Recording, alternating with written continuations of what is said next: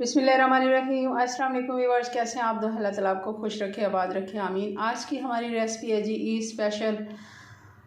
हम नमकीन गोश्त बना रहे हैं। ये हमने 1 किलो बीफ ले लिया है और इसको बहुत आसान तरीके से हम बनाएंगे। हर घर में ये बनता है, ईद पर स्पेशल ये डिश बनती है, कम मसालों में, और ज़्यादातर लोग इसको बनाते हैं। हमारे एशिया में तकरीबन हर मुल्क में ही बनता है और पाकिस्तान में ये पेशावरी नमकीन गोश्त के नाम से जाना जाता है। चलिए इसको बनाना शुरू करते हैं। कैसे ये बनता है? बहुत ही कम हम इसमें मसाले डालेंगे। वीडियो आपने पूरी देखनी है।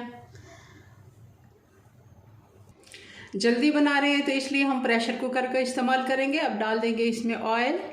ये तकरीबन हम आधा कप इसमें ऑयल डालेंगे क्योंकि हमने इसमें बहुत कम डालना है ऑयल, कोई भी मिसाले। ऑयल गर्म हो गया। अब 1 चम्मच खाने का हम इसमें अदरक और लहसुन डाल देंगे। अच्छे से इसको सौते कर लेते हैं।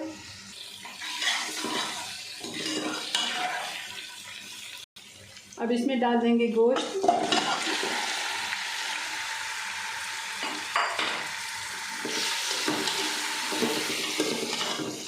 इसको भी इसका कलर चेंज होने तक अच्छे से फ्राई कर लेते हैं।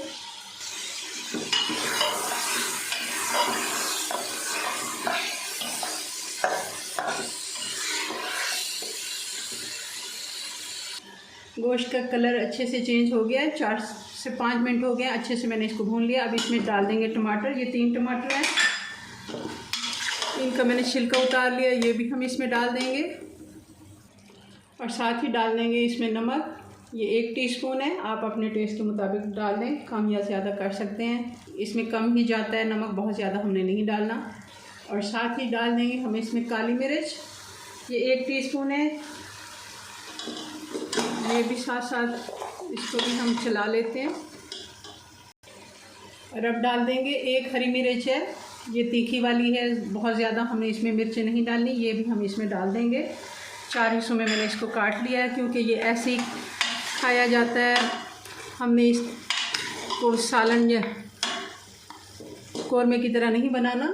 हमने इसके साथ कोई रोटी नान नहीं खाना, ये ऐसे ही खाया जाता है, तो इसमें कोई हमने मिर्चें नहीं डालनी ज़्यादा।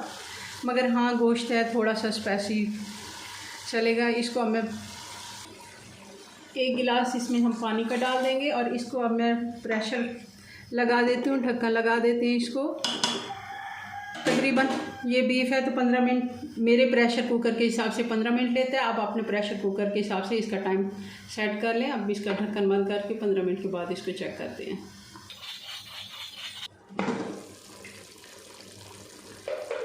प्रेशर कुकर को हमने एक दफ़ा ठंडा कर लिया है और इसका ढक्कन हमने उतार दिया। अब पानी तकरीबन खुश्क हो गया, थोड़ा सा रह गया क्योंकि गोश्त का अपना भी पानी होता है और जो हमने 1 गिलास पानी डाला है वो भी। और हल्की आंच पे इसको हमने पकाया, इसलिए ये पानी अब दोबारा हमें थोड़ी सी तेज़ आंच करके सुखाना होगा।